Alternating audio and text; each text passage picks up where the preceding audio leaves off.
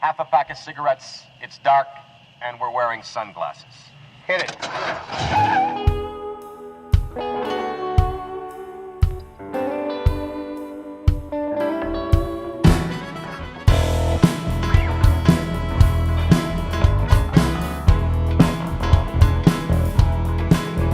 Coming to you on a dusty road. Good loving, I got a truckload. And when you get it, you got something. So don't worry, 'cause I'm coming. I'm a soul man. I'm a soul man. Got what I got the hard way. And I make it better each and every day. So honey, don't you fret, 'cause you ain't seen nothing yet. 'Cause I'm a soul man. I'm a soul man.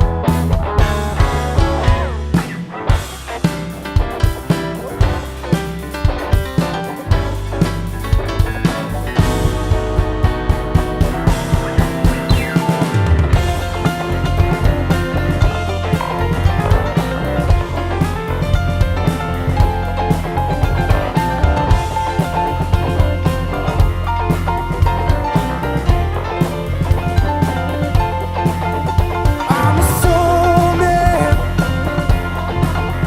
I'm a soul man.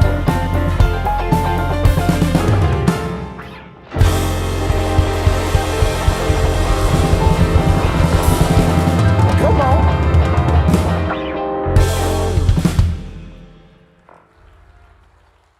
All right, all right, all right. Welcome, men. I'm so glad you're able to make it. I think half of you are probably still on your way because of the traffic. Sorry about that. How about that Lime City Road 75 closure? That was great for your Friday night. So glad that you are all here. Ooh, I got a little set up here. I'm going to be completely honest with you. I'm a little disappointed in the flannel showing tonight. Thought you all got the memo that we were wearing flannel tonight. Got some of you. Raise your hand if you're wearing flannel. That's what I'm talking about. That's a real man in the room. Give them a round of applause. If you don't know me, my name is Brian Dario, and I am the online pastor, and I am honored and privileged to be here hosting the men's event. We love to have fun. We're ready to eat barbecue, ready to listen to blues music, but we're going to have some fun first. We have two contestants I would like to invite out. Would you welcome Jordan and Tom? Jordan and Tom, come on out. Jordan and Tom, they're going to be participating in a wing eating competition, but this is not your typical wing eating competition. No. This is hot ones where they will be eating a wing that is round one, that's hot, and that will be increasing in heat by the third round, and we'll see if they can make it to the third round. So, gentlemen, we're going to start with round one, okay? You guys ready for this? This is the classic. The classic. The heat rating is a 2 out of 10, so it's not bad. You should be fine.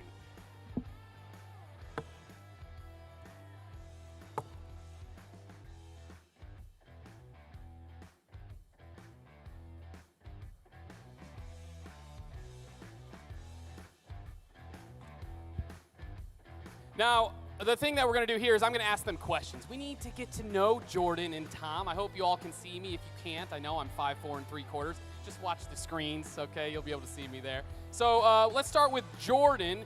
But before we ask you some questions, dive in to this wing round one here with the classic. Go ahead and enjoy that there. Okay, yeah, Jordan's diving in. Tom, he was tearing it up. How was that? Feels good. Is it spicy at all, Jordan? Not bad. No, but the wings are horrible. The wings are horrible. Oh! No, these are vegan wings. These are cauliflower. Okay. Well, let's start with Jordan. Question one, my friend. If you were about to compete in American Ninja Warrior, what is your go-to meal the night before? A bunch of pasta, I'd say. Carb it up. He's got to carb it up, so pasta. Very good choice. I love pasta. All right, Tom, you are about to go on American Ninja Warrior. What song are you going to listen to pump yourself up? I'm I'm a big fan of EDM, so anything electronic. I don't know what you just said.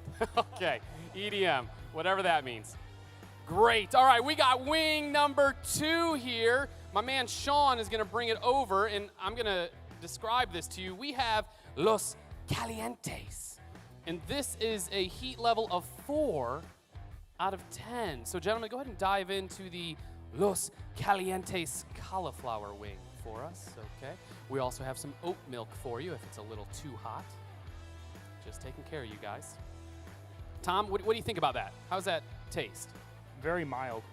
Very mild. We got some very manly men up here. Okay, Jordan, what do you think? Yeah, it's mild and the wings are cold. Okay. Thanks, Jordan. Great having you on stage with us. This is wonderful. All right. Well, let's go with our questions. These are going to be boring. All right. Question 2. Let's see here. All right. What are 2 things on your bucket list, Jordan? To go to Israel and California. I love that. In the same trip? Okay. Just checking. Tom, what is the manliest thing you've ever done besides eat these vegan wings?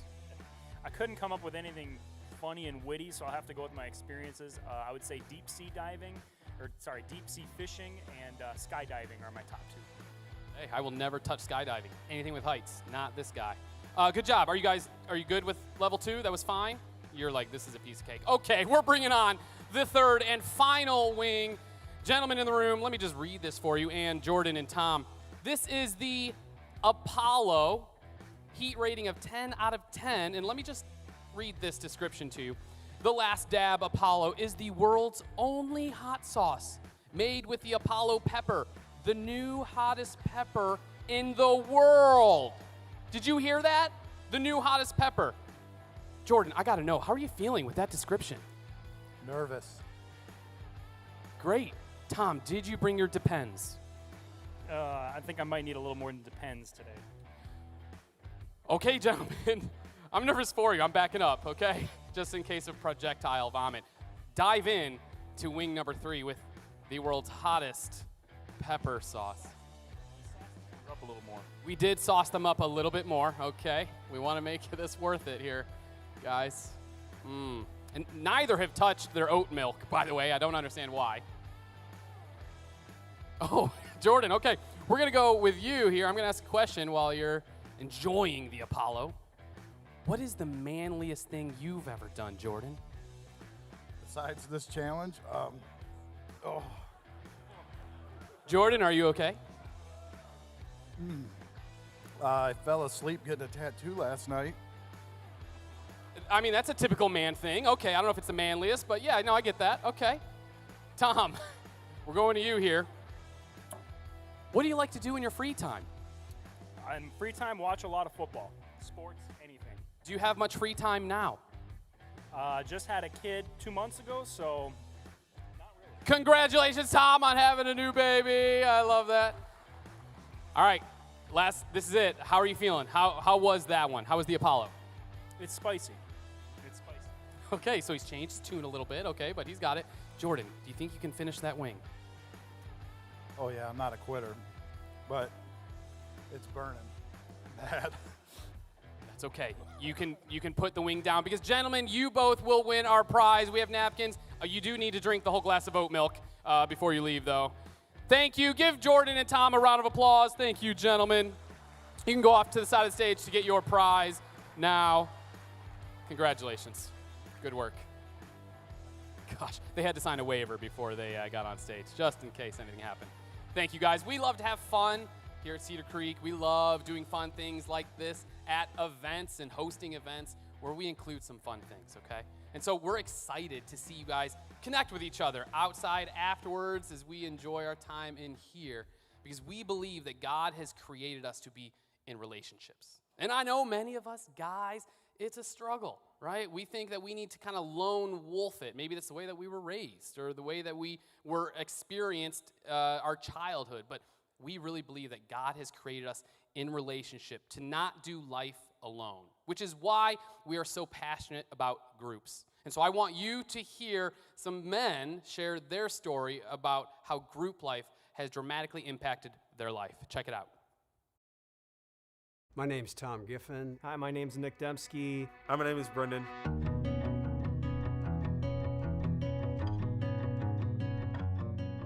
My wife and I had the opportunity to join several different groups as a couple, and those groups were fine, but we both found that we wanted something a little different.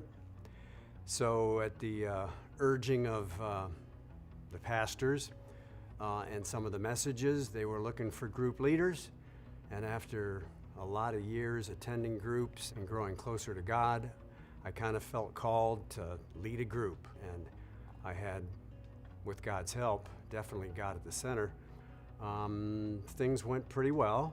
We had a few bumps in the road, but over the 7 years that I was able to lead these men, we were able to serve, we were able to grow closer together, we were able to grow closer to God. So yeah, and once I started attending here, I started getting interested in the Bible and just, started reading the Bible. I'd never done that before, and wanted to continue to learn more, but it was difficult on my own. So I started off just obviously attending groups, just different kinds of groups, mixed groups, and ended up kind of leading a group by accident. The leader moved away, and so there was no leader, and so I first just volunteered to host the group and then and co-lead, and then started leading my own men's group, and that's been meeting for about 10 years now. Pretty fresh to the group scene, but when talking to Christine and Seth at South, they made me realize that I've kind of had a group longer than what I've given myself credit for. So, it's literally me and my best friends, after church, literally just, go out, grab something to eat, and honestly talk about whatever, whether it's within our faith or, just TV shows, sports, whatever that looks like. And it's helped me realize that, like it's no pressure in a group. It's very laid back. The best part about being in a group is that you're going to build relationships, stronger relationships with the people, in this case the men in the group, and collectively you're going to grow closer to God. Our Bible studies and discussions were amazing. They were amazing. I can't tell you how many times over the years a guy would say something that was concerning him, and another one or two, or maybe all of us would say, yeah, I understand that. And then we would work through that. So we all had very similar experiences, and once the level of trust was built, guys were willing to share more, and that takes time. So a ship without convoy is easy prey to an enemy, right? But when a ship travels together with other ships, it's a much more powerful force and much better able to fend off enemy attack. And I think that is the great spiritual part about group life, is that you're not in it alone when you join a group. You got other brothers praying for you and just coming alongside of you when you're having a difficult season. And those have been some of the great memories of mine, and everybody have tough points in their life, and it's great to know that you've got these brothers out there that you can just call, and they're going to be there for you, whether in prayer or actually being there to support you and help you in any way. So it's been great. A big thing for us is, like, at this age we're encountering decisions, life-changing decisions, whether or not to take a job or to make a big purchase, or even faith related, what our next steps looks like, and we're able to walk each other through it. Those guys are going to be honest with me, I'm going to be honest with them, and so we get honest feedback. And when those difficult questions come up, I know I got a solid group of guys to sit back and discuss those questions with, and help them out as well.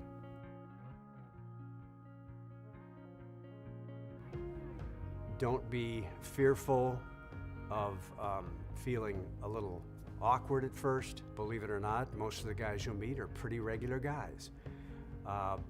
They're all imperfect, we're all imperfect, but give it time, and don't be afraid to open up a little bit. Know that all that you say will be held in confidence, and that everybody is there to support each other. So I guess I would say that, it is intimidating, and it probably seems very foreign if you haven't done it before. I remember my first time walking into a group, and it was just like, oh sat in the car in front of the house for probably about 10 minutes, like, I don't know if I'm up for this, But I would say push through that, walk in the door, shake some hands.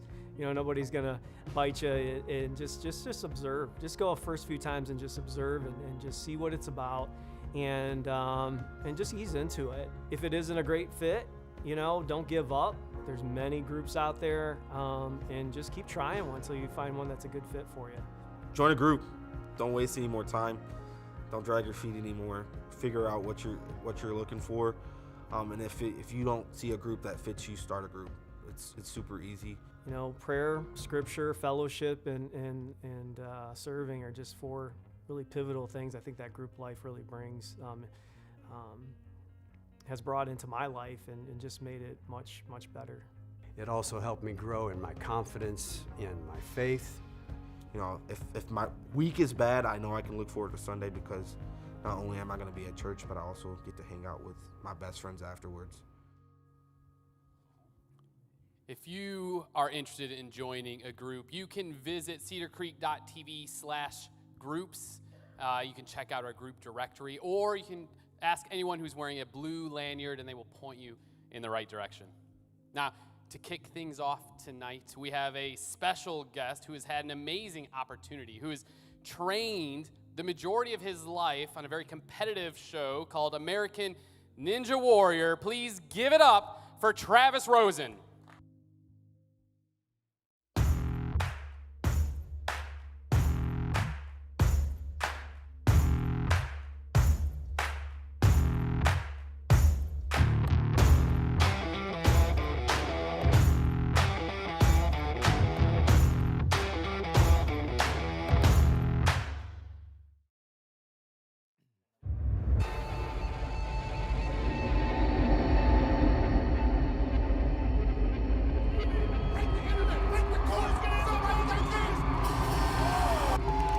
And Travis Rosen is up very fast out of the gate.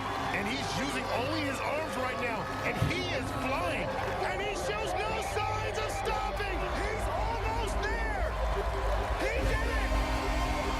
The 40-year-old Rosen. Kenny ageless wonder.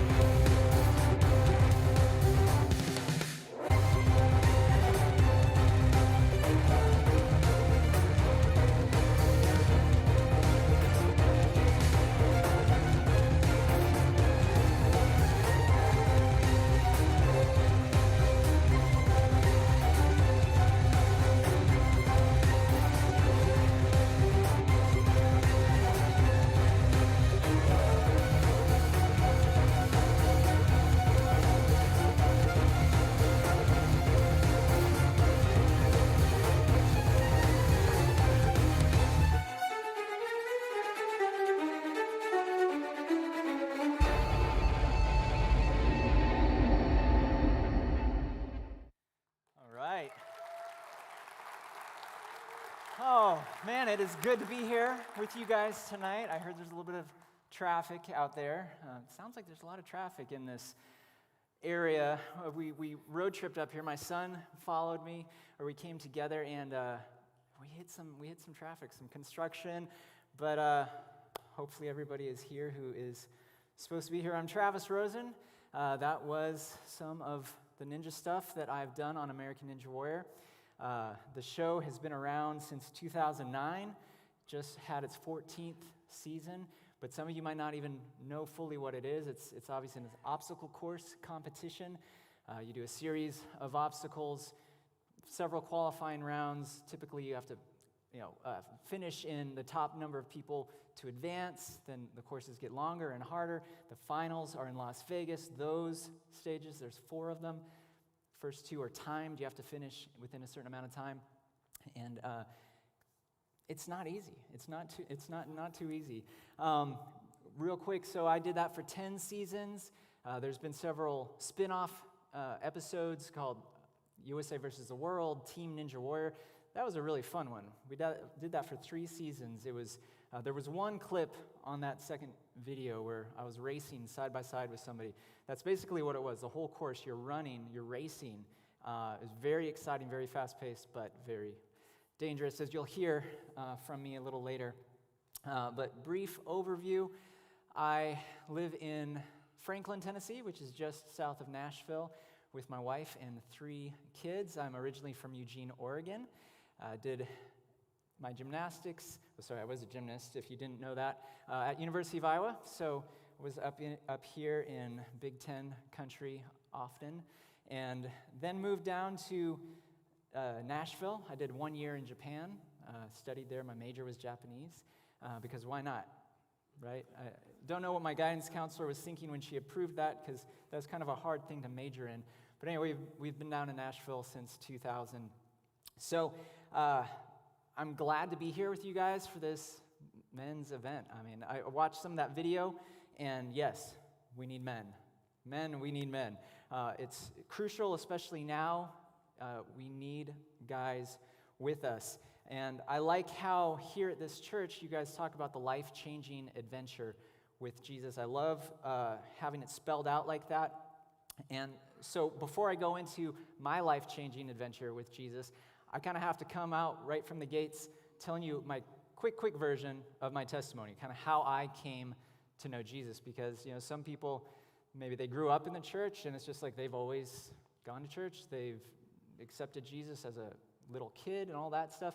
That was not my story. So, again, I'm going to try to make this quick, but I went to church maybe 2 or 3 times a year growing up. Christmas, Easter, maybe once or twice.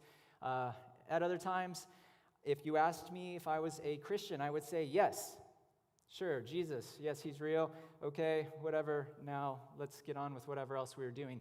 And let me just say, I didn't know the first thing about what it was to know Jesus, to follow him, what the Bible said, what it would be for somebody who follows Jesus. So I was in college. My sophomore year, my brother got pretty radically saved. He gave his life to Jesus, and he changed in a pretty kooky way, in my opinion. He would tell me about Jesus all the time. He lived down in Nashville. He was a musician. I was at the University of Iowa. He'd call me about 30 seconds, 1 minute, pleasantries, whatever. Then guess what he'd start talking about? Jesus. And I'm like, bro, I love you, but you are kind of crazy. So whenever he'd call, I'd be like, all right, here we go again. And he did that for about 2 years, and there was even a lady who would bring cookies to our gymnastics team every Friday, and she pointed out me and one of my teammates, for whatever reason, and started giving us Christian paraphernalia, all this stuff, and I'm like, what is it with these people? They're so weird. And so anyway, I'm like, yeah, whatever, I'm fine, even though I was not living a very good lifestyle at all. And that Christmas, we were supposed to have this big Christmas together. We were going to be with my brother's wife's family. They lived in Texas. My parents were going to come out from Oregon. So I flew down from Iowa to Nashville, road tripped with my brother and his wife. And guess what happened in that truck of his on the car ride to Texas? He asked me about Jesus. And I'm like, oh no, I can't escape. I can't get away from it this time. But I was like, okay, fine, tell me. What's the big deal? What's the big deal with Jesus? And for the first time, I was actually open to hear what he had to say. And I don't remember how long he had been talking, but right there in the cab of his F-150, I felt something. It felt very warm. It felt really good, but I'd never felt it before. I'm like, this is kind of weird. It's creeping me out. I kind of like it, but it's just, I don't know what this is. So I didn't say anything to him, but I kind of tucked that away. Got to his wife's family's house. A couple days later, found out my dad couldn't come. He had to have emergency surgery. He thought he had appendicitis, but they found a tumor the size of a softball in his large intestine. So I quickly got a flight home. My sister-in-law's family, they're all strong Christians. We all stood around in a circle holding hands praying for my dad before I left. And I was like, what we're actually praying right now? Like, people actually do this? I was like, for real? Because even though I was a Christian, I'd never done that. I was like, people actually do this. This is pretty foreign to me. So while we were doing that, though, the same thing I felt in my brother's truck, I felt it again. This like warmth, this comfort. I didn't know how to describe it, but this time I was also bawling uncontrollably. I was weeping. I'm like, oh my gosh, what is this all about? So I go home to Oregon, and I happen to get there right as my dad was being wheeled in from surgery. He was still pretty out of it. He looked like a vegetable, honestly. And my dad was always the one I kind of looked up to, kind of my hero. And I mean, he definitely did not know the Lord. He was adamant, he was not a Christian. But I saw him get wheeled in, and right then, something broke inside of me. And it took me a while to kind of figure out what all these things were like that was going on. And I realized that the feelings, those sensations I felt in my brother's truck while we were praying for my dad, that was the tangible presence and love of Jesus. But it wasn't until I saw my dad that I realized I needed Jesus. You can even have encounters and experiences with Jesus and feel things like that, but until you know that you need a Savior, it doesn't really matter to a degree. So I was like, okay, Lord, I went home to their house that night. I'm like, God, here I am. For the first time, I actually believed there was a God who was listening to me. I gave my life to him. But then I had to learn what it was to repent. We give our lives to the Lord, but then we also have to repent from our sins. And again, I was not living a very good lifestyle back in college. Had to lay down the excessive alcohol that I would always partake in with my teammates.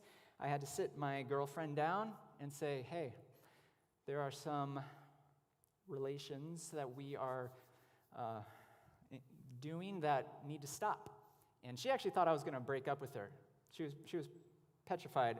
So when I said, no, we need to stop doing some of these other things, she didn't understand it, but she's like, okay, you're not breaking up with me, right? And I was like, no. She's like, okay. And by the grace of God, she wound up curiously observing this whole new Christian thing that was going on with me. And she wound up giving her life to the Lord. We stayed together. We got married. We're actually having our 22nd wedding anniversary next month. So it was pretty amazing. So that's basically my testimony of how I came to know the Lord. But there's a lot that he's done once I came to know him. And it truly has been an adventure. And there's a scripture, Matthew 6:24, if anyone desires to come after me, let him deny himself and take up his cross and follow me. And that's really about laying down our desires and saying yes to whatever Jesus wants. And for me, one of those things happened to be American Ninja Warrior, which didn't make sense at all, because basically how Ninja came about, after collegiate gymnastics, which I was actually an All-American at the University of Iowa. We got second in the nation my senior year. I was one of the co-captains.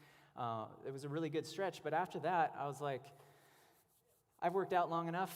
I don't need to do that. I was interested in music. When we moved down to Nashville, I was I wasn't considering, I tried to do it, and thankfully it didn't work. But for about 8 or 9 years, I was a total couch potato. I did not work out. I did not do anything.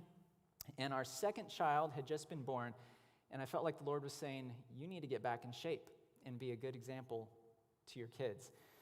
I was like, okay. So I started getting back in shape. And at that time, I heard about this TV show called American Ninja Warrior. And I watched it, and right from the get-go, I felt like the Lord was saying, you need to train for this. And I was like, if you ever think you hear the Lord say something and your response is to laugh, there's a good chance that's actually what the Lord wants you to do.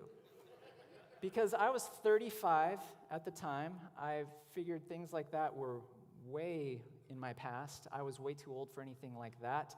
And I didn't think I was nearly in shape for something like that. But talked to my wife about it. We prayed about it. We went to leaders in our life and prayed with them about it. And the consensus was, let's go for it. And we didn't even know there was going to be a second season. but I started training for it in case there was. Sure enough, there was. I did a submission and wound up doing it for 10 seasons. I did pretty well that first season, and then did really well pretty much every season after that. It was a very humbling thing, and brief just breakdown of some of the things that came from that 10 years of doing American Ninja Warrior. At first, I got passionate. I was a little resistant at first. I laughed when I felt like the Lord was telling me to do that. I was resistant, but as I gave myself to what I felt like He was saying, I started to become passionate for it, even unto being compelled. Like I felt like, I've got to do this. This is what the Lord has placed before me. I've got to do it. So, even though it seemed quite impossible, for me to do that and to do it well, I obviously got in shape. It was clear that God was on the move. God was doing some things. That a lot of the video that we just saw was done in a gymnastics gym that I had done a lot of training in, and I would work out with some of them, some of the coaches, and one day I was doing standing backflips because it's actually a good ab workout. I mean, it's kind of a fun thing to be like, hey, check this out, I can do a flip, but it's actually a good abdominal workout, so I would do those regularly, and one of the coaches was like, oh, you probably used to do standing fulls, back in college, which is a standing backflip with a full twist. And I was like, actually, no, I couldn't. I'd try, but I'd always under-rotate or land on my face or whatever. And she's like, oh, because my backflip was apparently so high. So I'm like, Went over to the foam pit, and I tried it there. I was like, I feel like my height is pretty good. So I was like, well, let's just go try it. So I went and did a standing backflip with a full twist perfectly. I'm like, okay. I haven't been doing anything for 9 or 10 years at that point, at least from competitive gymnastics. And here I was doing some things I'd never done before.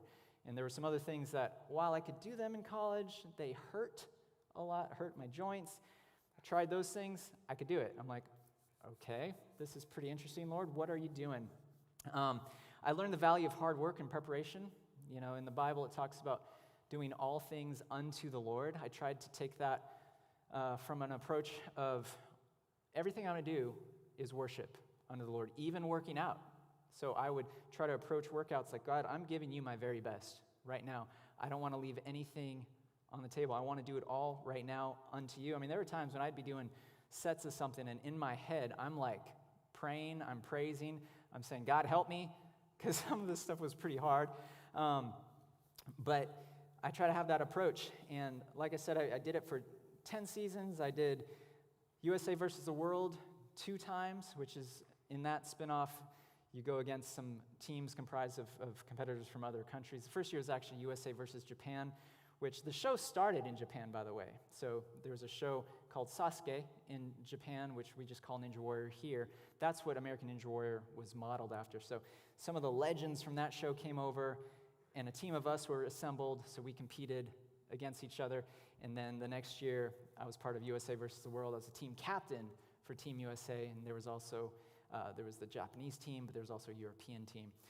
And then, like I said before, the Team Ninja Warrior series, we did that 3 seasons, and I was the captain of the runner-up team 2 times in a row, which I'll talk about that a little bit more. But there was really this platform that the Lord had brought that it was totally unexpected. But it was all because I said yes when He was leading me into it. I thought, okay, I'll go forward and do this, maybe just that 1 season. I did not think it was going to turn into a 10-year-long career, basically. When people would tune into the show, on average, you'd get 4 to 6 million people watching. So that's a humbling thing to know that so many people are watching you.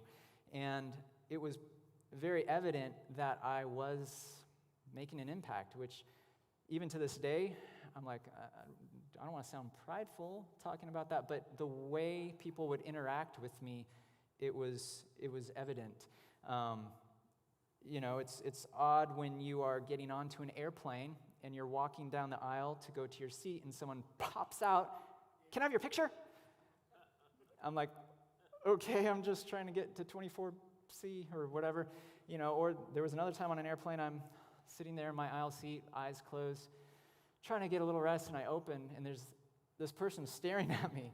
They're like, can I get my picture with you? And I'm like, whoa, creepy. But, it was okay. And I'd always try to represent Jesus to those people in those moments.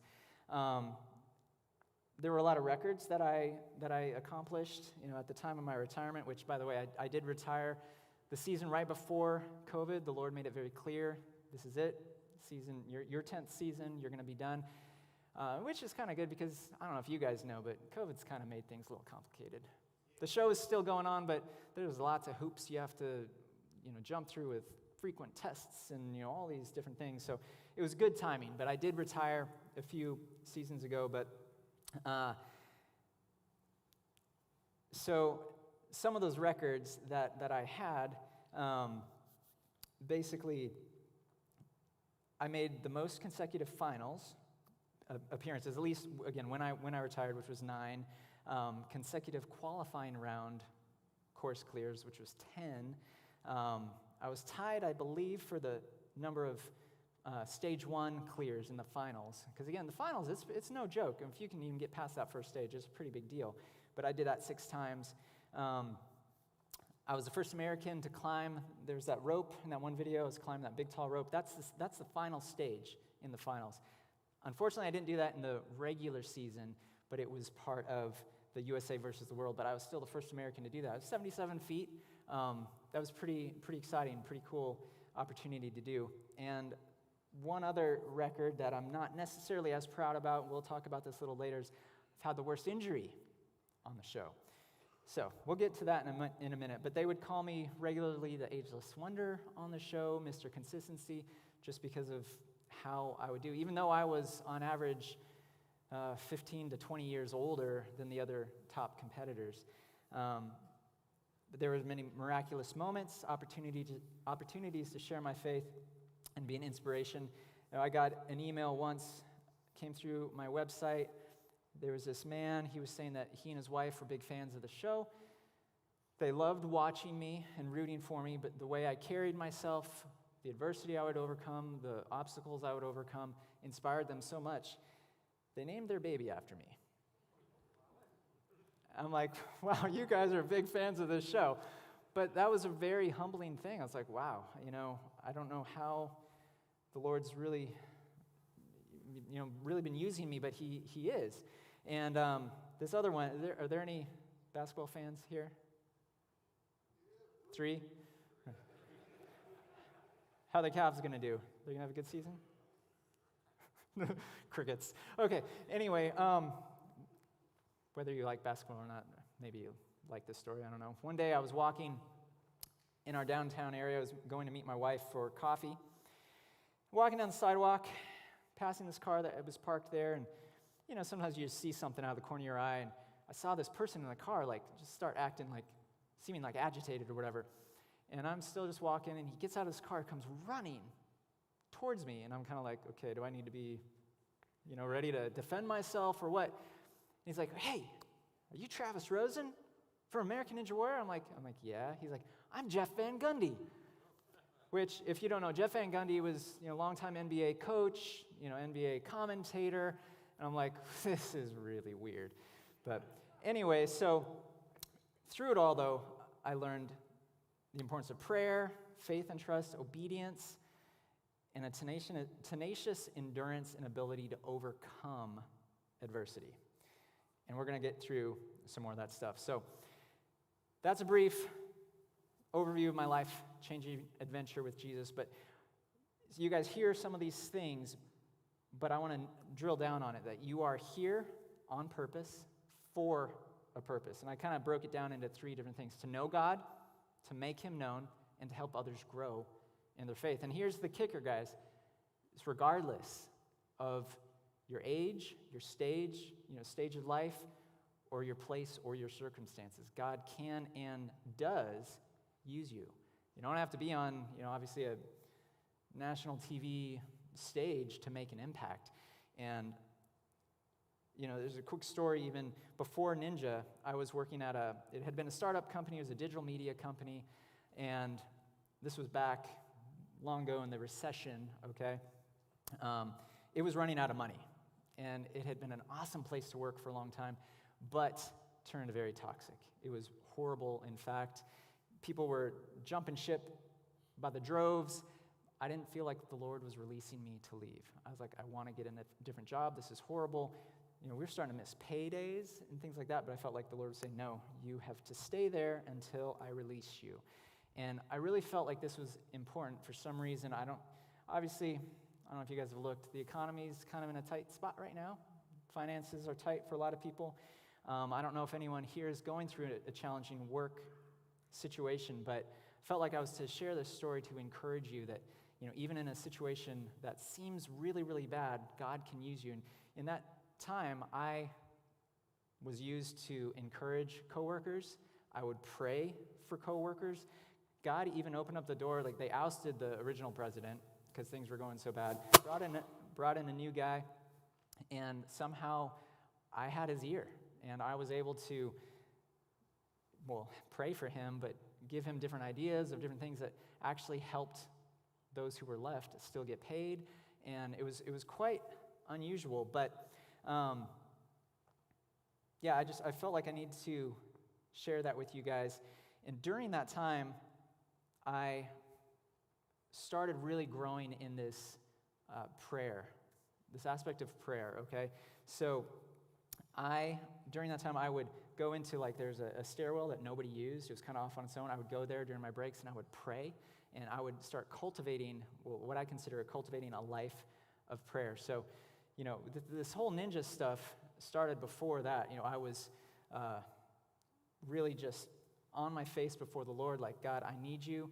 So I would get regular with my times with the Lord every morning. I mean, at least for me, it was in the morning, getting in the Bible, having times praying. And he just started revealing more and more of himself to me, and that led into, this ninja stuff. So in 1 Thessalonians, Paul says to pray without ceasing, and one of my favorite verses, if you guys don't know this, you should have this memorized, because it's Philippians 4, 6 through 7. It says, be anxious, for what?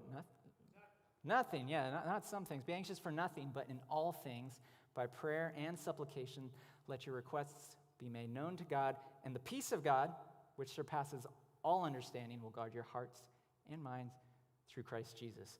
So praying was a huge, huge thing that the Lord was helping develop in me, and I would really pray all the time, literally. Not literally, because that would be, I'm praying all the time. Sorry, I can't talk to you, I'm praying. So not literally, sorry, that was a bad use of that word. A lot. I would be praying a lot. And when it comes to Ninja, I would start praying over the whole event, months ahead of time. I would saturate the entire everything from the way I would go about the course, the interactions I would have with other ninjas, with production. I wanted to represent Jesus well. So I would pray through everything, which I discovered after doing that a few years, it led to a lot of peace. When it came time to competition, because there was a lot of pressure. You've been training so long, you see these intimidating obstacles, these huge cameras in your face. You touch that water one time, you're done. You see some of these dangerous things, you're like, am I going to die? You need to be focused and at peace, and that really helped me by praying ahead of time. I got so used to praying that even during my course run, I would pray a lot of times, especially on some of these balance obstacles that looked pretty sketchy and like, how do I do this? It's like just sprint and go for my life, or you run for my life.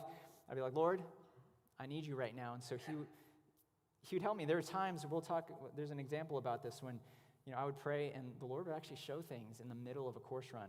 And it was all coming because I was developing this lifestyle of prayer. And then after the competitions, I'd pray. I'd give thanks to the Lord. I'd praise the Lord. Sometimes pour out my grief to the Lord. Things didn't always go as well as I wanted, but I would pray and I would give it all to Him. So one of the takeaways is with this whole prayer thing, if we cultivate a life of prayer, it becomes second nature. Sometimes we do it and we don't even realize it, but it's so useful and necessary. So I grew in trust.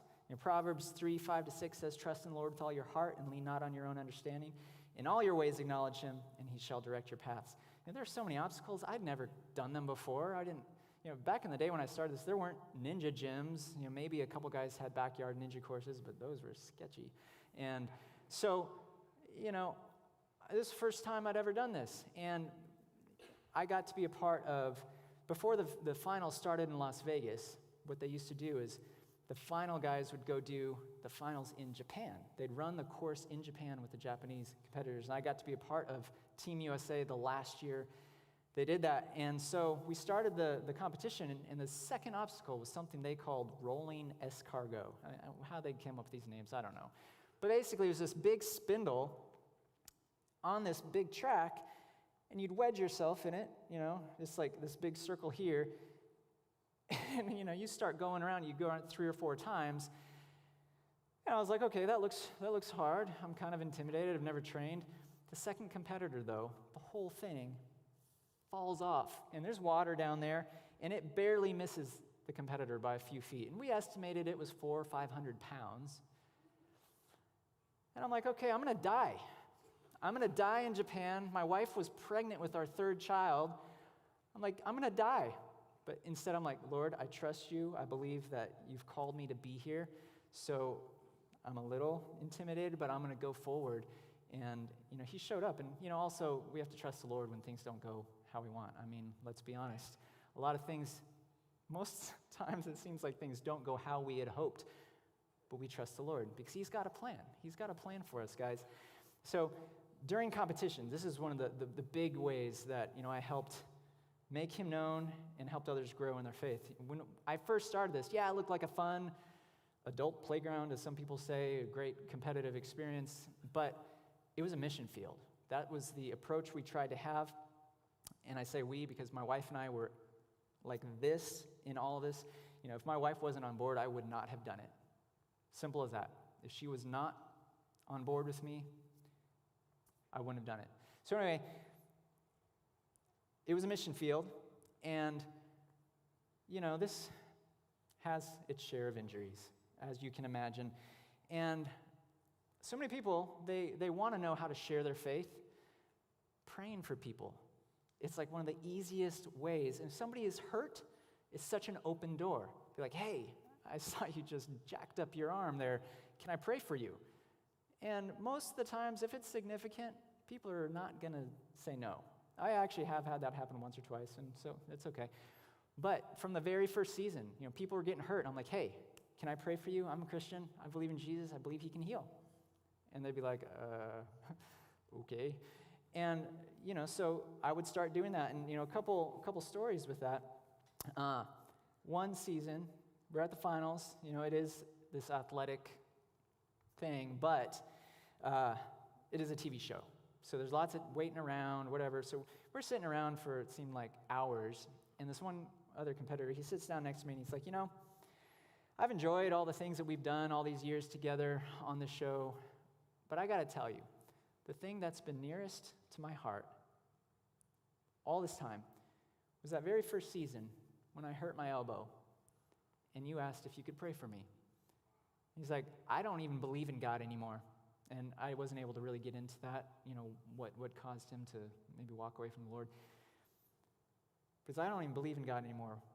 But that was the most impactful moment. And so, when we pray for people, we don't know what God's going to do or how He's going to touch them or the seed that's going to get sown in their hearts. My brother, he was sowing seeds all those years when I'm like, you are crazy. But there were seeds getting sown. And so, we don't know what's going to happen when we pray for people. And, there's another time, this other friend of mine, they'd have us do this B-roll footage, which was like, they just get us doing nonsense to kind of show when we were about to run the course. Some people would take it to the extremes, like they're going to do a flip off the building and whatever, and I'm just like, whatever, I'll do a handstand maybe if that makes you guys happy. But he was doing more than he needed to, and he hurt himself. The day before the competition, he's been training all year for this, and he hurts himself doing something stupid that he didn't need to do. So he was really bummed out, and I texted him, and I'm like, hey, how you doing? And he's like, not very good. My back's really hurting. I don't know if I'm going to be able to compete.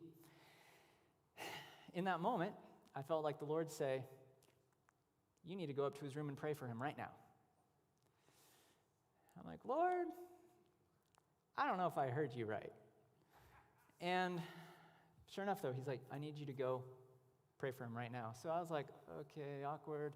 But I texted him like, hey, you're in your room right now? And he said, yeah. I'm like, you mind if I come up there? And he's like, sure. So I went up there. My heart's beating. That's not something that I'm normally doing. And I was like, hey, I just got to tell you, I felt like I was supposed to come up here to pray for you. And he's like, had this deep southern, actually I can't do accents, but he's like, okay, whatever. And so I prayed for him, and I don't know what the Lord was doing. I mean, he didn't give his life to Christ right then, but he was bawling. I'm praying for him, and he is just kind of like my story. When I was bawling, it was just uncontrollable weeping. I was like, wow, all because, I was obedient to what the Lord was saying. And so, we don't know what's going to happen. And then the other way with prayer and during the competition, I kind of took on this role as pre-comp prayer leader. So before competitions, the few believers that were there, we'd get together and pray. And over the years, there were more and more believers who started doing the show, which was pretty cool.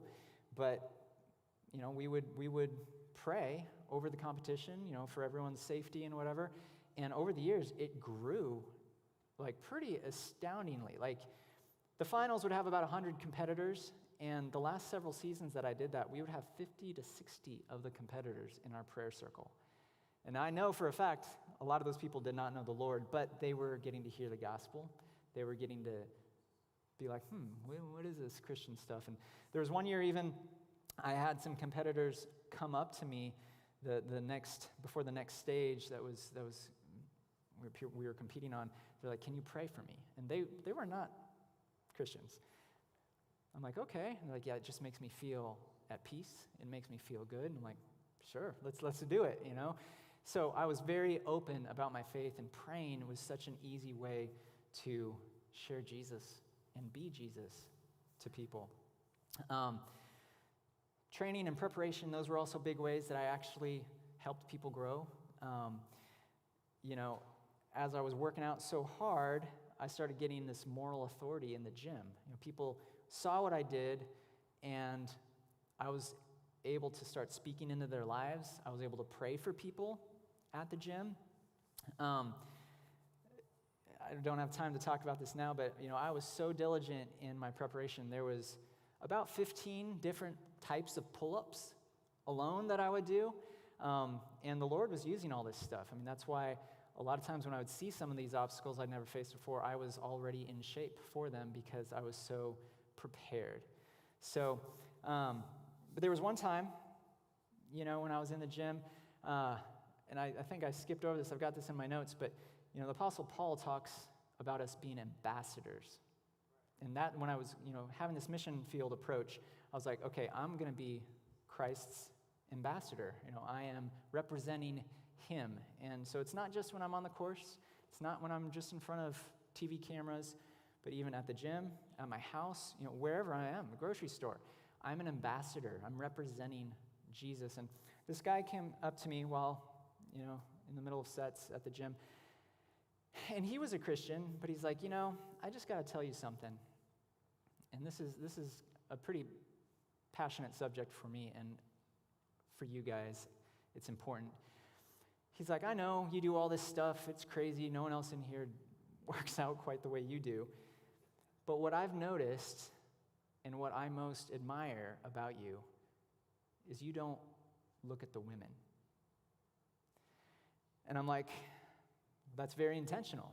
There's obviously a lot of pretty ladies that I could look at working out in skimpy whatever workout clothes, but I'm married, and I know that if I give place to that, men, we are very visual.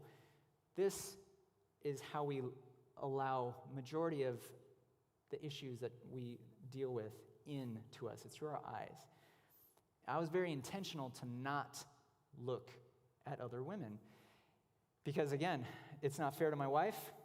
It would drive a wedge between my relationship with the Lord. If I started having lustful thoughts after, some other people that I'm seeing here. And all the while, people were observing that. I wasn't thinking, I wasn't doing that because, somebody might see me and it's going to make me look like a good Christian. It's because that's what I felt like I was supposed to do. And yet, as an ambassador of Christ, other people were seeing that and noticing. So with that, just quick side note, okay, guys? For about 4 or 5 years, where they would put us up for a hotel in the finals. Vegas is a classy place as it is. We were in the Hooters Hotel. That's where they would put the competitors. In my very first year, I walk into my room, and again, if you guys aren't aware of what Hooters is, it's, they kind of exploit large-chested women and whatnot. And anyway, I walk into my room, they've got complimentary bottles of water with a Hooters girl right there. They've got their room service menu with a Hooters girl and, just information about the hotel with a Hooters girl. And so I'm like, I'm not having any of this. The first thing I did was pray over my hotel room. That's something I do every place I go. I pray over that room because I don't know what happened in this room with previous guests. I pray over it. I'm like, this is now holy ground because I'm here. I represent Jesus. He's living in me. This is holy ground. I'm going to pray over this place. So the second thing I did was I ripped off those, bottle wrappers. I put that room service menu face down, all these things. I'm like, I'm not giving into this temptation. I am being intentional to guard my eyes. And, one other story with that, I was coming back from a competition. I think I was in LAX, and, I'm getting a snack in a little snack area or whatever, and there's a guy at a table right next to me. I hadn't really paid any attention to him. And all of a sudden, he kind of startles me because he's like, "It's just not fair." I'm like, okay. And I kind of look over, and he's looking at the Sports Illustrated swimsuit issue. He's like, "It's just not fair." He looks at me, "What's a married guy supposed to do?" And in that moment, seriously, without skipping a beat, I was like, "Look away." And he's just like, whatever. He's just like, well, whatever. But it's like, that's what we've got to do, guys. There's so many temptations. There's so many things that are trying to drive a wedge between our marriages. Marriages, even in the church, are just falling apart. We have got to do our part to guard ourselves and guard our wives from all the stuff that wants to drag us down. And that has nothing to do with Ninja Warrior, but I felt like it was something I was supposed to share with you guys.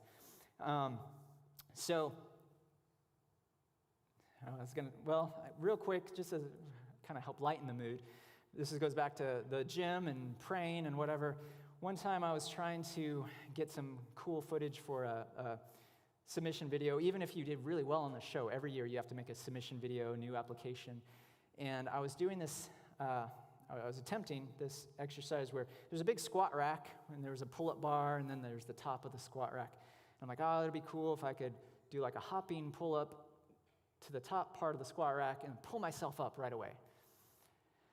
So I'm trying to get that videoed, and I didn't realize that I was so close to a ceiling fan. So I got up there, I did it, boom, and I got hit in the head. I've got it on video too. I posted it online once long ago. But, I went to the bathroom and had to get the bleeding under control. Head wounds, they bleed a bit. And once I got it under control, I went back to filming some more stuff. I'm not always the brightest, but before I left the gym, I asked some of the front desk people, I was like, "Can one of you guys look at this? Just let me know how bad it is." And it happened that one of them was actually a part-time nurse. And she looked at it and she's like, "You need to go to urgent care right now." I'm like, "Really? Okay." So I went there, got 4 staples in my head. Actually started going into shock. I don't know. Shock is a weird thing. I was getting like all hot and shivery and all this weird stuff all at once. And in the midst of that, I was asking the doctor, I'm like, "Can I pray for you?" So even in that moment, I'm trying to think of others and how does the Lord want to be represented in this moment. So I'm going to go over adversity. This is a really tough one. We've gone through a lot of adversity this last few years, but, you can be in the center of God's will, and adversity still happens.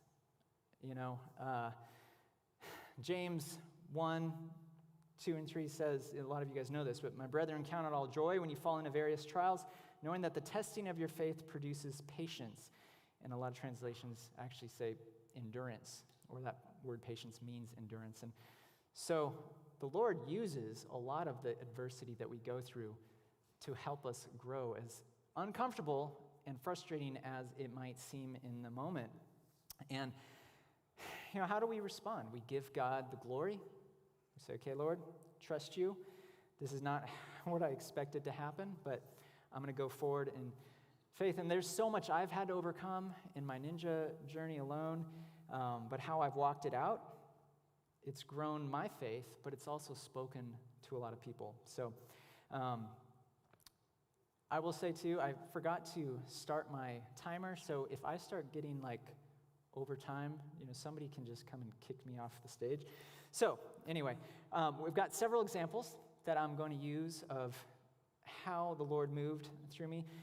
Prayer, faith, and trust, but I kind of want to have this emphasis on miracles and adversity. A lot of people don't believe in God's miraculous, and a lot of people might not even believe in God, and I get it. I was like that until I was about 23, 24 years old. But I've seen so many ways that the Lord has made himself so real and truly miraculous things. I want to share some of those with you. So the second year that I did USA versus the World, I was a team captain, as I said. And, the first year, I was like a kid in the candy store. This was an amazing opportunity. I was selected, one of 5 Americans, to represent our country against these Japan legends. And I couldn't get enough of it. Second season, it was very different. People don't know that typically we film these things overnight. We start filming about 10 p.m., wrap when the sun rises. Then if you did well enough, you have to come back the next day. So you're expected to go back to your hotel and just sleep during the daylight hours and then come back, refreshed and everything. That was never my story. I was never refreshed. I couldn't sleep during the day like that. I couldn't just flip my schedule so easily. And this USA stuff would happen after the regular finals wrapped from filming. So I'm already tired from all that stuff. My shoulders were shot. I had hurt them doing all of this. And I was not feeling very positive about everything. I was super exhausted. I honestly didn't even want to be there. And I'm like, I'm not really representing this team very well as the captain. But that's how I felt. I'm like, Lord, why am I here? I've got nothing right now. I feel as weak as a dog. I'm injured. I'm so tired. I feel like I could just go to sleep right there in the dirt. And so my first competitive moment was on the second stage. And just like they like to do with TV show stuff, they had a little trickaroo stuff where they wouldn't let us go and look at the course. Because a lot of times we like to look at it and try to plan how it's going to go, and they wouldn't let us go over there until it was our time to compete. And the first obstacle was something called rope jungle, and it was a series of ropes. Some you just swing on, others were on a slider, some were on a bungee. You needed to know the right way to get through this course. And I'm like, how am I going to do this? I'm supposed to represent my country right now. I don't have anything, so I'm just praying like a madman, because it's like my turn to go. I don't know the route I'm going to take. I felt underprepared, like as much as you can imagine. So I'm just praying as fast as I can. I'm walking up to the starting platform. I get up there, and my son, who was a lot younger at the time, he was down there. I flashed him, kind of like an I love you. And I look at the course, and in that moment, the best way to explain it, it was just like, there was like this power and energy, and all of a sudden I could see the exact route I was supposed to take through this rope jungle. And I went forward, and I crushed it. I went faster than anybody. I went faster than anybody would have gone in the regular season when they did that course. I did one of the obstacles. It was called a double salmon ladder in a way that nobody in the world had ever done in competition. When just moments before, I was like, what the, Lord, I don't have anything. And sometimes that's the point. God wants us to know He is the reason we can do what we do. I was completely broken, and He did something massive. So I always liked that story, pretty miraculous in my opinion. Then it led to that rope climb, which again was an incredible honor and privilege. I was competing against probably the best competitive rock climber in the world, a guy named Sean McCall. He was about 14 years younger than me, and I lost. First American to do this, and I lost by 3 or 0.03 seconds. And I'm like, all right, Lord, that's just like you, right? You know, I got to do this first thing, and I lost. Kind of keep me humble. So, you know, it was just kind of the miraculous, and then there was some adversity. But I was like, okay, God, I'm going to trust you. So, got a couple videos I'm going to show real quick. Gotta set this up for you, though. So this is from the first season of the Team Ninja Warrior. And I was literally on my face before the Lord because I was a team captain. We would have 2 male, 1 female on our teams. And we were the most unlikely team to do pretty much anything. I was the oldest male. My female teammate was the oldest female. And the other guy was a rookie that had only competed once. Nobody really even knew who he was. So nobody expected us to do anything. You'd have your head-to-head matchups, and if you won enough of those, you'd go on to like the episode final, kind of like the final heat, if you will. And that was relay style. So it was an extended course. Each competitor would take, each teammate would take 3 obstacles, you know, tag your teammate. And I was running the anchor leg, and watch this and see what you guys think. All right, so that was pretty cool. I was pretty excited. My team went on to the next round, and we again made it to the finals of that relay. We won that one. Then we made it to the final relay, and those double tilting ladders. Again, I was a little behind, got a little aggressive. As I swung off, I missed the landing platform, fell all the way to the ground, about 14 feet, broke my wrist, and still finished with a broken wrist. Remember, I said I wasn't always the brightest, but, so I had some pretty miraculous stuff because we shouldn't have been able to go as far as we did. But then I had such setback. So that was really hard. I had to trust the Lord, though, and in that moment, I felt like he was saying, you know what? You're going to be able to give me more glory by getting this broken wrist than had you won. And I was like, I still would have liked to win. But, I was like, okay. So I've got a whole lot of stuff that I still wanted to talk about, but I've been long-winded as it is. So I'm trying to figure out what other videos to show. I'm going to probably skip the next video because it's a little long, but I'm going to talk real briefly about it. It's just talking about the Lord's miraculous, how I basically made it through this whole city finals course one season. I was out of shape because I was just coming back from that broken wrist. And I was the first competitor to make it through an obstacle that had never been done before. Nobody had cleared that course before. I cleared it. I don't know how because I had barely made it through the shorter course the night before. But there was one obstacle that was brand new, and again, we can't look at the video. It's online. Ninja Warrior posted online if you want to go look at it. It's Atlanta City Finals course. But I tried this thing like 3 times, and I don't know if you've ever done pull-ups or push-ups and you gas out. You get to a point where you just can't do anymore. That's how I was. I tried 3 times, and I'm like, I've got nothing left. And there's these big arms. You have to like move them over, and it was pretty tough. And in that moment, I looked down at the water, and I'm like, Lord, what do I do? Again, I prayed. In that moment, this different strategy just popped into my head, and I was able to make it. And then, finish the course. So that was pretty amazing. But we need to see these next videos. So we're skipping this one. We're going to go on to these ankle videos. So the 10th season I thought was maybe going to be my last. There was this obstacle called the Double Dipper, which is awesome. It's scary, but it feels like you're flying when you do it right. And something didn't happen the way it was supposed to happen. So we're going to watch this, and I will say there's a couple graphic pictures that I included at the end. So check this out. His family's been on the sidelines for all of them. There's his wife, Carrie, and their 3 kids flashing the hard sides. Can the ageless wonder battle Father Time once again and get through stage 1? Aggressive start, bounding through. Matt, that's a veteran that knows exactly what to do and keep that speed going. Right into the propeller bar, no hesitation. We've talked a lot this year about the 19-year-old stars. He may be 43, but Rosen has so much experience. But watch the Double Dipper. Whoa! Oh, no! No! Rosen goes out! He hit that path hard. Is he okay? He's holding that leg up awkwardly. Obviously in pain. His head's dislocated or something. Oh no, Travis says it may be broken. Let's take a look at what just happened. He was coming in fast and just flying as he grabbed that second bar. And then his hands come off early and all his momentum just slams into the pad.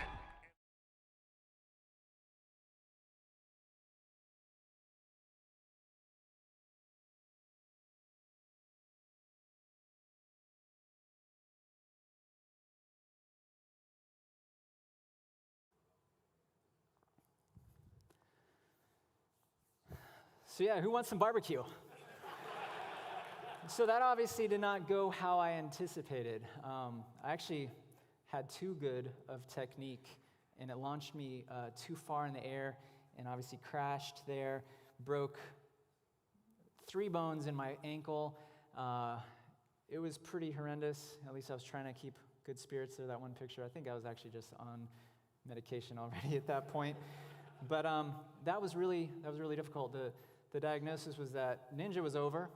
I probably would never do anything athletic again, probably never even jog again.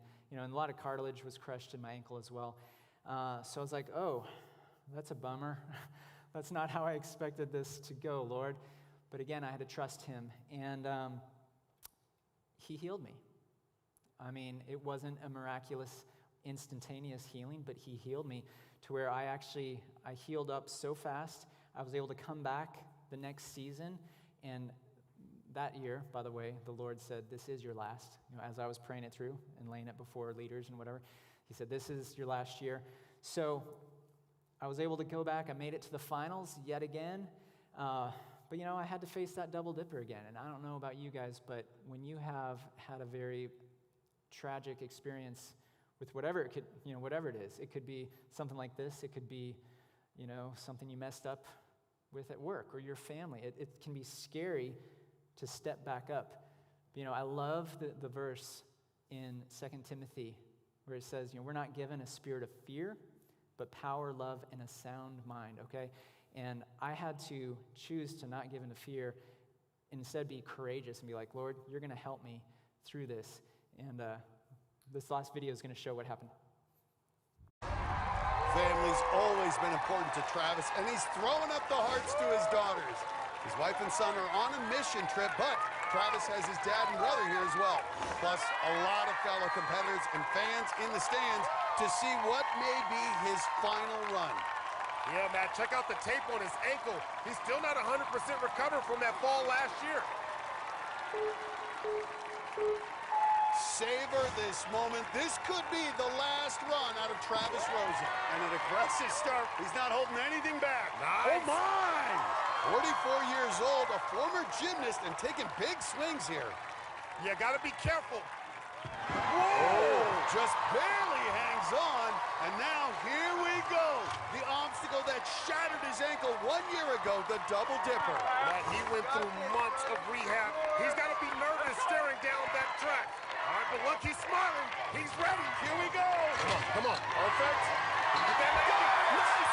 He's got it. Rosen has thrown the crowd on their feet and right into the jumping spider. And this has got to be tough on that 44-year-old rebuilt ankle. But he is running on adrenaline. He's not feeling any pain. Wasn't sure he'd ever compete again.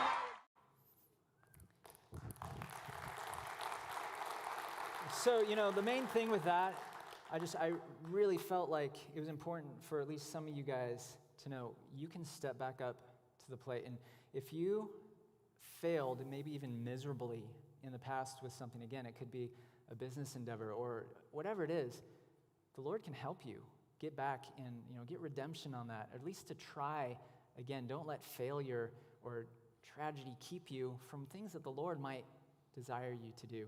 So I really am running out of time. Just this whole factor of men, guys, we need each other. You know, to walk out our purpose, we need other men. It's as simple as that. Guys have been part of my entire ninja journey, from, you know, those who I first worked out with who told me about American Ninja Warrior. I was in a men's workout group. I was in a men's book study when somebody was like, you know what, I really felt like the Lord was saying that he's going to bring up something from your past for something he's got right in front of you. And I thought he was talking about music. I didn't think about gymnastics or ninja warrior or anything, but it was a confirming word that later on I was able to use to help me feel like, yeah, this is what the Lord's doing. And again, counsel. And guys, it's really important. We can't just walk things out in a vacuum or isolated. We need to lay things before trusted, godly men, pastors and leaders in our life.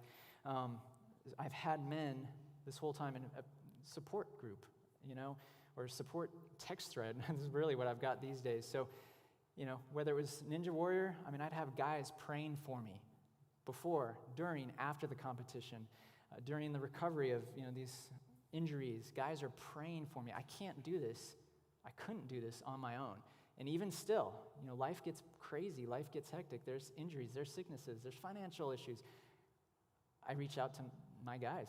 I need your guys' prayer. Even this event, I've had a bunch of guys covering me in prayer, covering you guys in prayer, praying for you. So, guys play a huge part. And this last picture, it really just kind of, I think, sums it up. This was taken before a course run. This was not in the finals because we had a bigger group. This was one of the qualifying runs, but it's just a great picture of us men, arm in arm. I'm not sure if that can be shown up here. Oh, it's on the side screen, sorry. Yeah, so basically,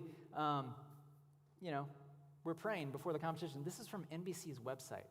I was really surprised that they put this up. There's actually 2 years in a row that they put a picture of me praying with other people, which I wouldn't expect from NBC to do, but this is a picture of how we need to live our lives, linking arms with each other, not going Lone Ranger.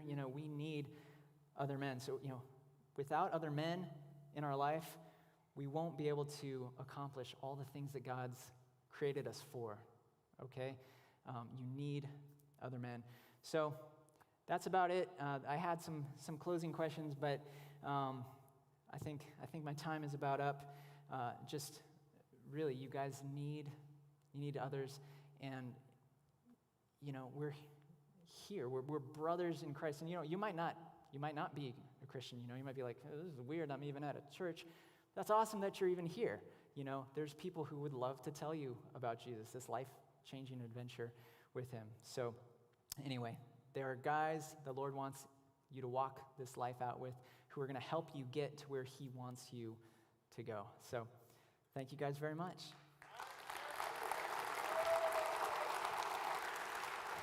Thank you, Travis. Let's keep it going for Travis. That was awesome. Except for the injury. I'll be honest, I threw up in my mouth a little bit when I saw that. So if my breath smells, it's because I threw up in my mouth. Anyway, if we have not met, my name is Andy, and I'm the Oregon campus pastor here at CedarCreek, and I get to do the Q&A part of the message here tonight. So I have some pre-submitted questions for you. First and most importantly, I did follow you on Instagram. I know you have 19,000 followers, but I've noticed that you haven't yet followed me back. So I'm intimidated. Oh, okay, great. Look at that. That's great. That's awesome. You're hanging around for a little bit afterwards so I can get a picture with you and maybe convince you to follow me on Instagram? I don't know. No? Yeah, I think it could happen. Oh, great. That's awesome. Yeah. So exciting. Okay, great. That's all the time we got for it. I'm just kidding. Okay, so quick question for you. If you're talking to some dudes, you have a pretty inspirational story, and one part you talked about was being a couch potato for a little bit, and then you had to get back into shape. If you're talking to a guy who's like, hey, how do I do that? I was in shape at one point, or maybe I've never been in shape, and I'd like to get into better health. How do I do that? What would be your advice to them? Start slowly. It's often that people get really excited and motivated, and they start off doing too much too soon. And 2 weeks into it, they're like, this is ridiculous. I'm sorer than I've ever been in my life. I'm throwing up, all these different things.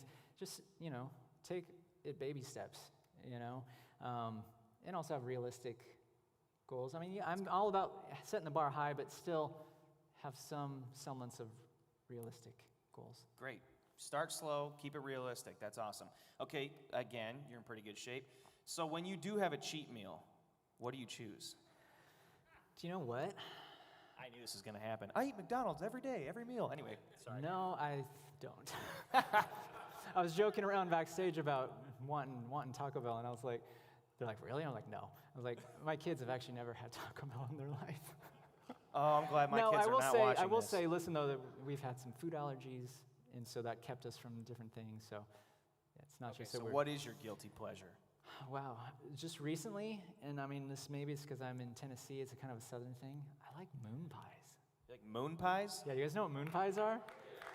We have some big fans here. I don't have them very often, but like they started carrying them at our grocery store, so I came home with a box, and my wife's like, "What are you doing?" I'm like, "They're moon pies." That's great. So, every couple weeks I'll have one. But. That's awesome. You talked about earlier how you, in 2 different spots, you were very clear that God made it clear to you that He wanted you to compete in American Ninja Warrior, and then He also made it clear to you that He wanted you to stop, like it was over for you. Yeah. So, for some of us, it's like, okay, so what does that look like? How do you know that it's God talking to you? And so it's kind of like, how do you know? It starts with that everyday relationship with the Lord. The more you spend time with Him, the more you start hearing His voice, basically. There's a lot of different ways God speaks to us. It's through His Bible, through other believers.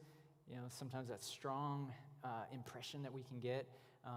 Even occasional, but almost audible type thing. And do I have time to tell a story about that real quick? Quickly, yeah, go ahead. Okay, so it was my first year being married. I was helping my brother get his house ready. He was having a studio open house party. He was a musician, music producer, and helping him do all this stuff.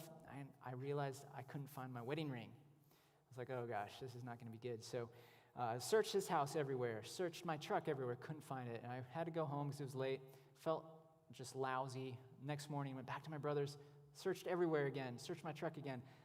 And I'm like, this is just horrible. My wife is not going to be happy with me. I'm walking back from my truck and literally out loud, I'm like, Lord, where is it? In that moment, I heard, whether it's audibly in my head, I don't know, look down. It's right there in front of me. Wow. It did turn out that's where we were like unloading mulch the day before or whatever. But, that That's was impressive. pretty. That's pretty cool. Yeah.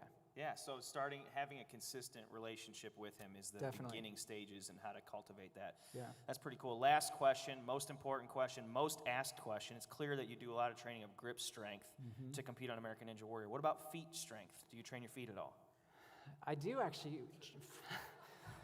Well, I train my ankles. Okay. One thing I like to do, the massage rollers, they've got, the foam massage rollers. No one's signed I'm not telling you to do this. I don't want him to come back and say, Travis told us to do this. You cannot sue him over this, guys. So get out of your heads. I'll actually get on the foam roller, so I've got to balance on it, and maybe I'll do squats, or I've got weight plates doing squats, because you got to keep that balance. It's working my ankle strength. Okay. But as far as actual feet strength, feet strength. I don't know about that one. You grip it like monkeys do, or nothing? No. It wasn't me that asked it. I was just really curious because of the questions I got in. Yeah, no, it's good. Thank you so much, Travis. Can you guys give it up for Travis Rosen? Thanks, guys. American Ninja Warrior. Thank you very much.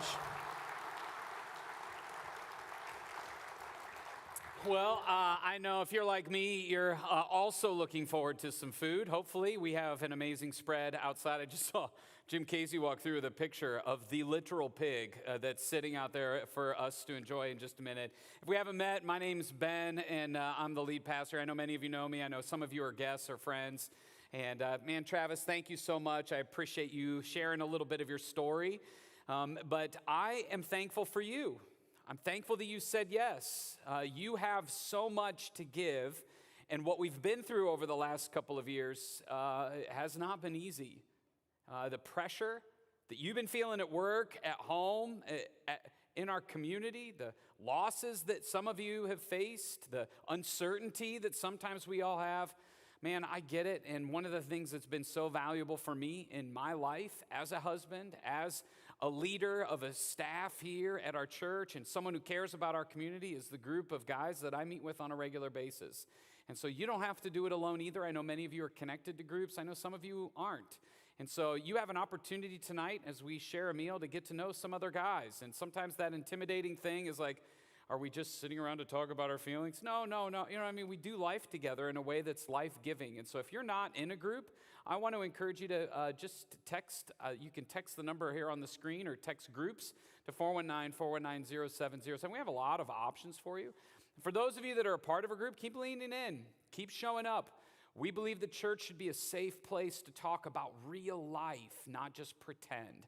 And so you have an opportunity to have a little fun doing that tonight, growing in some of the relationships that you do have.